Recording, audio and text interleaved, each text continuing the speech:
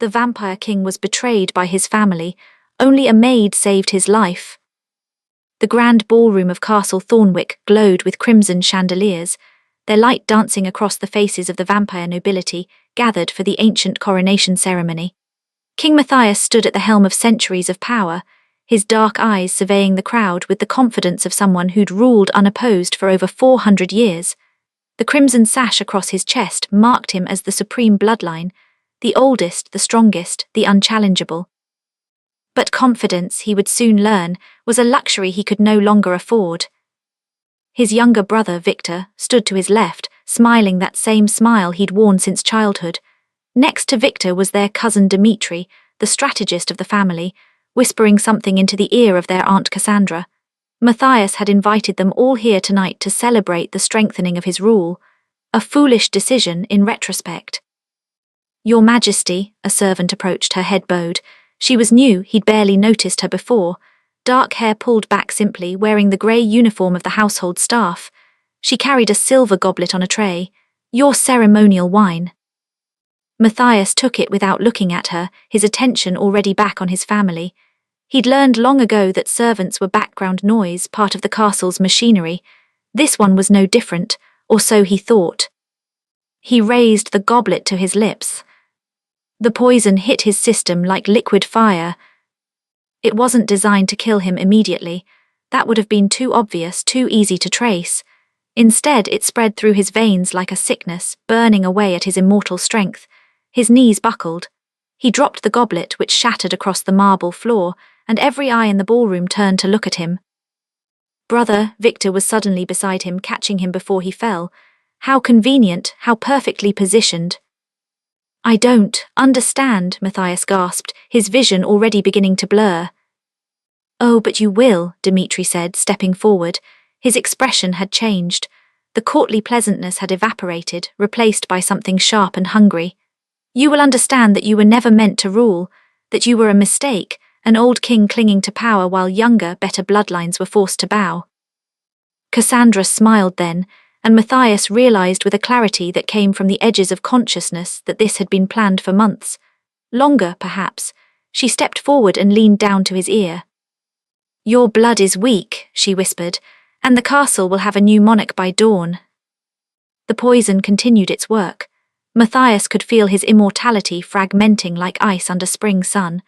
The supernatural strength that had always been part of his essence was being systematically drained.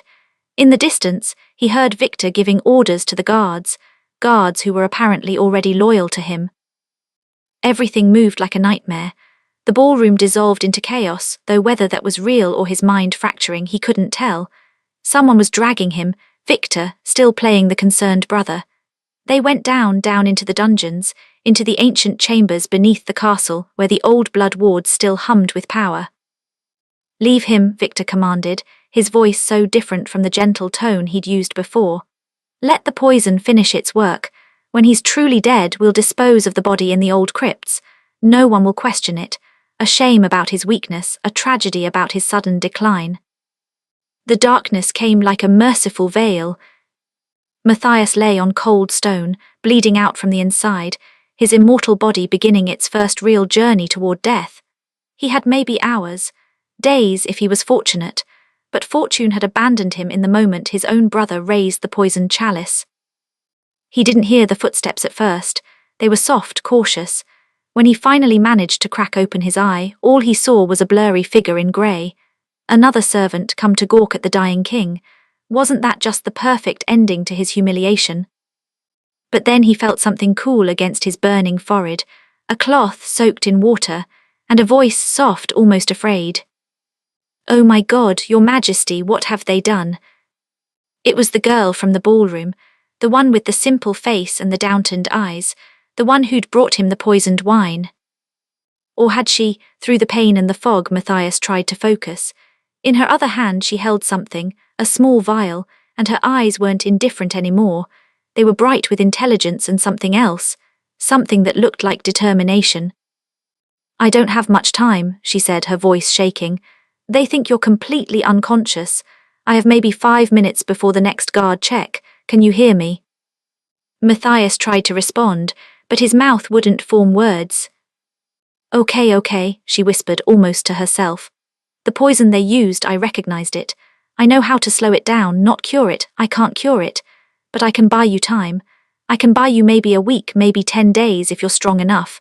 But you have to listen to me and you have to trust me, and I know that's asking a lot of someone you've never spoken to in your life.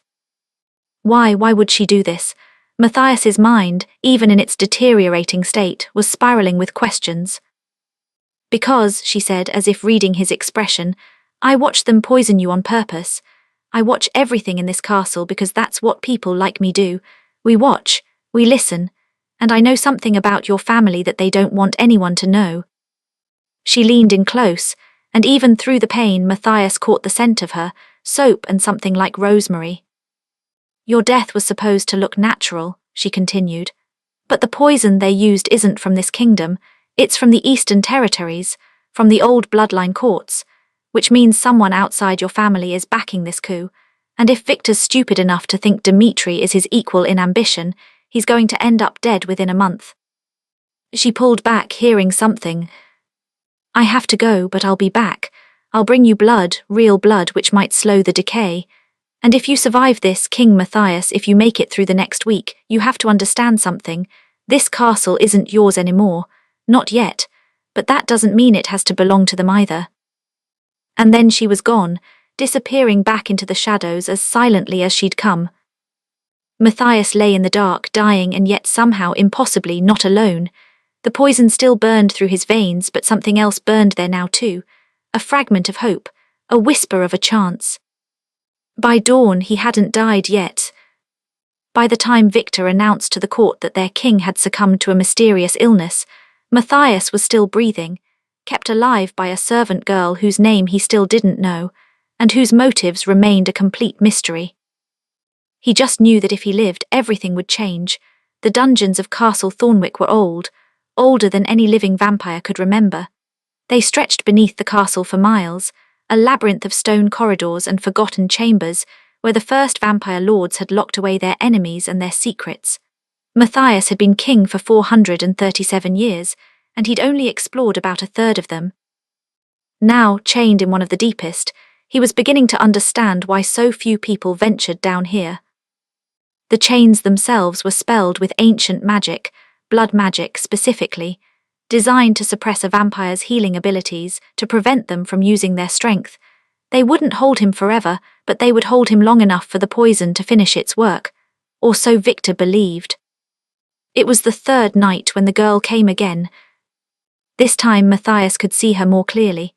The dying light of the torch she carried showed a face that was striking in its ordinariness, pale as all castle dwellers were, but with features that were neither beautiful nor plain.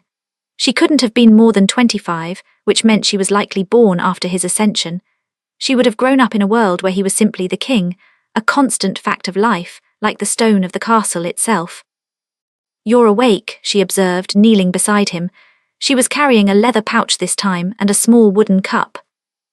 Who? Matthias's voice came out like gravel. The poison had destroyed much of his ability to heal, which meant his throat was raw from screaming during the first night when the pain had been unbearable. Not yet, she said firmly. First drink. She held the cup to his lips and he tasted blood. Fresh, warm, human. It was the first sustenance he'd had since the poisoning, and his body responded immediately. The liquid relief of it, the way it seemed to stem the worst of the burning, it was almost overwhelming. More, he rasped. No, if I give you too much, your body will react and they'll realize someone's been helping you. Small amounts, twice a day. That's all I can safely manage without raising suspicion. She was right, and some corner of his mind acknowledged it, even as the vast majority of him wanted to simply drain her dry and damn the consequences. The hunger was worse than the poison in its own way. For 4 centuries he'd never gone hungry. Blood had always been available, always plentiful. Now, she said, settling back on her heels, we need to talk about what happens next. I don't even know your names. It's Rowena, she said, and before you ask, I'm nobody. I was hired on 6 months ago when old Margaret retired. I work in the kitchens mostly and I help with the cleaning. I'm the kind of person people look right through, which is why I noticed things others didn't. You knew about the poison. I knew about it before it was administered, Rowena corrected. 2 weeks before the ceremony, I was cleaning in the East Corridor. I heard Victor and Cassandra talking through a door they thought was locked. They were laughing about how you'd finally gotten what you deserved, how the old bloodline needed to be purged and replaced with something better. She paused, and something almost like regret crossed her face. I didn't do anything with that information. I just filed it away.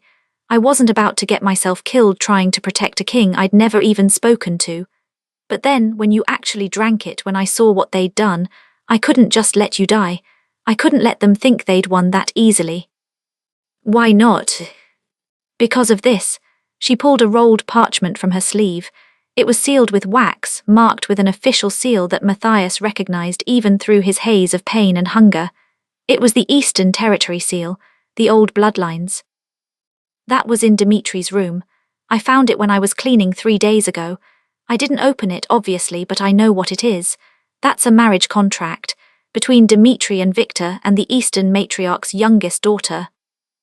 Matthias felt something in his chest tighten. An arranged marriage to the Eastern bloodlines was a serious play for power.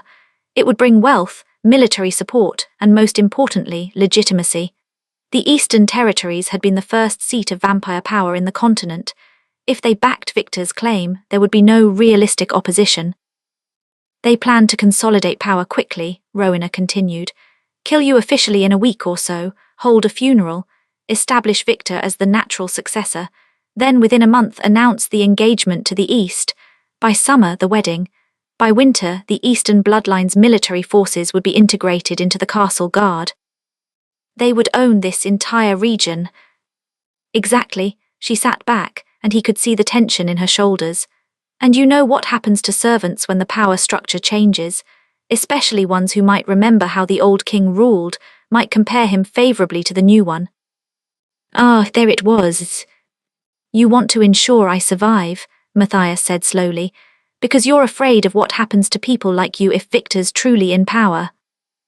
I want to ensure you survive because it's the right thing to do, Rowena snapped, her eyes flashing with anger. Yes, I'm scared, of course I'm scared. I'm one person with no power and no resources. But I'm not a monster, Your Majesty. I didn't help you because I was calculating the angles. I helped you because I couldn't live with myself if I didn't. There was something true in her voice, something that cut through his hunger and his pain and his desperation.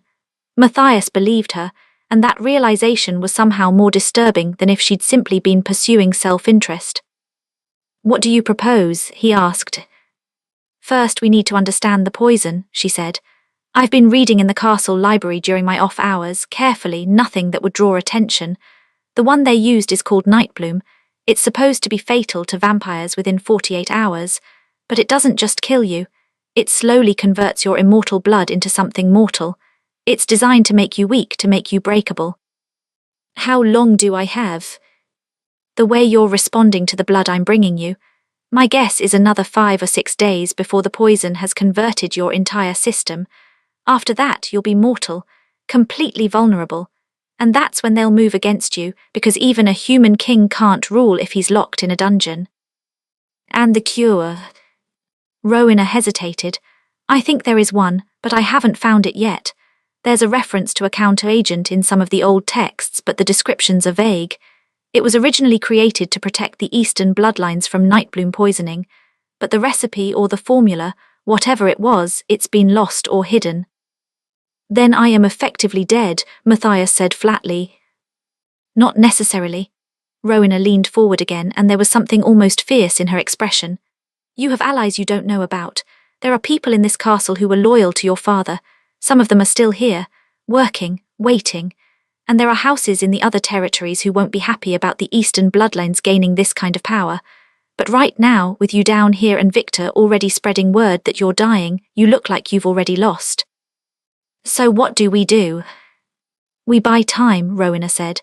I bring you blood, keep you alive, you recover as much as you can, and I look for the cure. I have access to places that would draw suspicion if you tried to go there. I can search in ways that won't be noticed. And what happens when they search the dungeons, when they realize I'm not dead? They won't for a while, Rowena said. Victor's too busy establishing his rule. Too busy meeting with the nobles and the house lords. The poison is supposed to do our work for us, so he's not going to waste time checking on you. We have maybe 2 weeks before he gets curious. Maybe 3 if I'm lucky. 2 or 3 weeks. To find a cure for a poison that had taken centuries to perfect. To somehow gather evidence of a conspiracy. To organize allies he wasn't even sure he had. It was impossible. But Rowena was still there, still kneeling beside him, and her face showed no doubt. Just determination and something like hope. All right, Matthias said, we buy time. Over the next week the pattern became established. Rowena would come during the midnight watch when the guards were at their sleepiest and the dungeons were nearly silent. She brought blood, not much, just enough to keep him alive. She brought water and sometimes bread that she soaked in the water to make it easier for him to eat. More importantly, she brought information. Victor's had 3 meetings with representatives from the South House, she reported on the 4th night. They're demanding reassurance about trade agreements. Your policies have been good for them, apparently. Of course they have, Matthias rasped. The South House has always been parasitic. My father fought a war against them. Well, your brother is apparently more accommodating. There's talk of him offering them reduced tariffs in exchange for support in the Eastern bloodline engagement. He was hemorrhaging loyalty. Matthias could feel it slipping away like water through a sieve. Every deal Victor made, every concession, every moment that passed without the old king making a move, it all reinforced the narrative that he was finished. Have you found anything about the cure? He asked on the 6th night. Rowena's expression darkened. Maybe. There's a reference in an old manuscript in the restricted section. It mentions something called the Silvermoon herb and a binding ritual, but the text is incomplete, and I haven't been able to find any information about where Silvermoon might grow. The Eastern bloodlines would know, Matthias said. They created the poison. They would have created the counter as well. Then that's where we need to look, Rowena said. Dimitri's room. He's still here, still meeting with Victor every day. He might have information. It's too dangerous. Everything about this is dangerous, Rowena pointed out. You're dying in a dungeon. Your brother's systematically dismantling your government. The Eastern bloodlines are moving pieces into place. At this point, a little more danger doesn't matter. She was right, and Matthias hated her for it. The next night, she came back with a leather-bound journal, her hands shaking. This was in Dimitri's room, hidden behind a loose stone in the wall. Your Majesty, you need to read this. I only skimmed it, but... She trailed off as she watched him read. The journal was written in code, but simple code, something that had probably taken Dimitri all of 5 minutes to implement. Once Matthias figured out the pattern, the contents became devastatingly clear. Dimitri had been in contact with the Eastern bloodlines for years, not months, years. He'd been systematically building a case against Matthias, documenting what he saw as weaknesses in the kingdom's rule. And beneath that documentation was something far worse, proof that Dimitri had orchestrated multiple events over the past decade. The drought in the western provinces, orchestrated through bribed local lords. The plague in the north, released deliberately. The failed trade negotiation with the southern house that had cost them significant wealth. All Dimitri. All designed to make Matthias look incompetent, all designed to create discontent. There's more, Rowena said quietly. Turn to the last page. Matthias did, and found a set of coordinates written in Dimitri's careful hand. Beside them 3 words, Silvermoon grows here. And beneath that, something that made Matthias's slowly beating heart stop entirely. When V is secure, remove D. The Eastern matriarch's daughter marries the king, not the prince. Old bloodline must be preserved in ways they cannot anticipate. Rowena sat across from him, and her young face was grave. They plan to kill Victor, she said. Not now, but after the wedding. After the Eastern bloodlines have consolidated their power, Dimitri plans to use the marriage to get access to the Eastern matriarch, and then he'll become the king, and his bloodline will merge with the East, and the vampire world will shift on its axis, Matthias finished. He held the journal tightly, and for the first time since the poisoning, he felt something besides despair. He felt rage. Rowena, he said, I'm going to need you to do something for me, something that's going to be incredibly dangerous. Yes, she said immediately. You don't even know what it is. I don't care, tell me. And so Matthias began to form a plan that would require him to walk a knife's edge between life and death, between surviving long enough to recover and moving fast enough to catch his enemies before they slipped away. A plan that would require the help of a servant girl, with nothing to lose and everything to gain. It was still impossible. But now at least Matthias had a reason to fight. The 8th day of Matthias's poisoning was when things began to go catastrophically wrong. It started small, a change in the guard rotation that Rowena hadn't anticipated. The regular midnight watch was replaced with a stranger, someone new, someone loyal to Dmitri rather than Victor.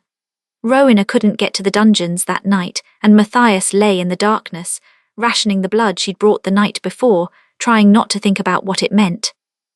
When she finally managed to slip down on the 9th day, she was pale with fear. They know, she said without preamble. Or at least Dmitri suspects.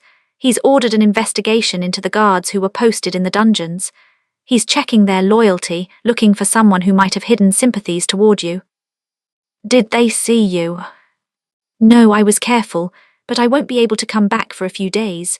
The castle is on alert, everything's locked down. Matthias felt the panic rising in his chest, but he forced it down. The poison had reached a critical stage. His hands had begun to shake with the effort of maintaining basic function. He could feel the immortality draining away like sand through glass. Without blood, he had maybe 3 more days before the conversion was complete. After that, he would be mortal, vulnerable. And if Dmitri was suspicious, if he decided to come down to the dungeons and check on his progress. I need the location, Matthias said, the coordinates for the Silver Moon. What are you planning? Something stupid, he admitted, but it's the only chance we have. If I can get to the Silver Moon, if I can find it before they figure out what's happened, I might be able to create the counteragent myself, but I need to leave the dungeons tonight. You can barely stand. Full story is on my website, link in description. It's completely free, no sign-up required. Go and watch the complete ending.